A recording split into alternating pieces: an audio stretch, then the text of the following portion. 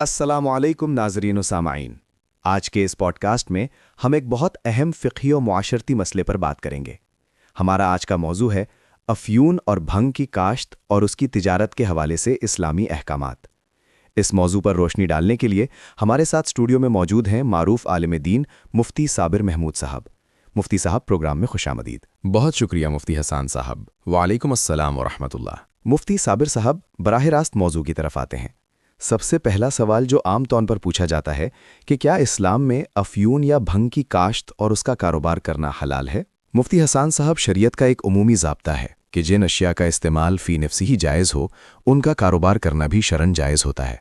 चूँकि अफ़यून और भंग का इस्तेमाल अद्वियात की तैयारी और दीगर जायज़ मकासद के लिए भी किया जाता है, इसलिए फ़ी नफ्सी ही इनकी काश्त करना जायज़ है।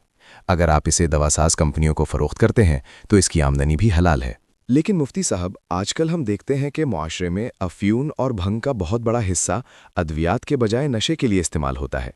अगर कोई शख्स इसे नशा करने वालों को बेचे तो उसका क्या हुक्म है? ये आपने बहुत अहम नुक्ता उठाया है। नशे की गर्ज से अफ़यून का इस्तेमाल क़तन हराम और काबिल सज़ा जुर्म है। अगर फ़रोख्त करने वाले को ये मालूम हो या ज़न्न गालिब हो कि ख़रीदार इसे नशा आवर मकासद के लिए इस्तेमाल करेगा, तो ऐसे शख्स को अफ़यून बेचना मकरूह तहरीमी और नाजायज़ है। और जिन इलाकों में आमतौर पर यह मंशियात के लिए ही खरीदी और बेची जाती है, वहाँ शरीयत की रूह से इसकी काश्त, खरीदो फरोख्त और कमाई नाजायज़ है। सही। एक और सवाल जो अक्सर कारोबारी हजरात के जहन में आता है वो ये कि अगर किसी शख्स की आमदनी अफ़यून के कारोबार से हो तो क्या उसके साथ किसी और हलाल कारोबार में शराकत दारी यानी पार्टनरशिप की जा सकती है? इसका दारोमदार भी इसी बात पर है कि वो अफ़यून किस मकसद के तहत फ़रोख्त करता है। अगर वो अफ़यून उन लोगों या इदारों को बेचता हो जो इसे अदविया में इस्तेमाल करने के लिए ख़रीदते हैं, तो इसकी आमदन हलाल होगी और उसके साथ शराकत दारी भी जायज़ होगी।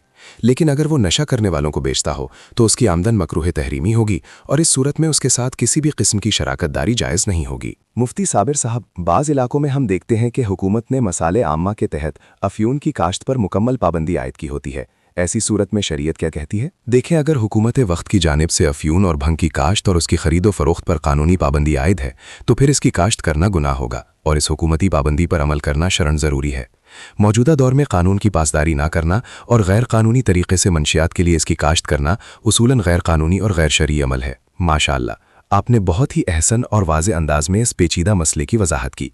खुलासा कलाम यह है कि बक़द्रे ज़रूरत दवा के लिए कानूनी हद तक इसका इस्तेमाल और तिजारत जायज़ है, लेकिन नशे के लिए या हुकूमती पाबंदी के ख़िलाफ़ इसकी काश्त और फ़रोख्त क़तई नाजायज़ है। मुफ्ती साबिर महमूद साहब, हमें वक्त देने का बहुत शुक्रिया। जज़ाकल्लाह, बहुत शुक्रिया। सामाईन, उम्मीद है आपको अपने सवालात के तफसीली जराबात मिल गए होंगे।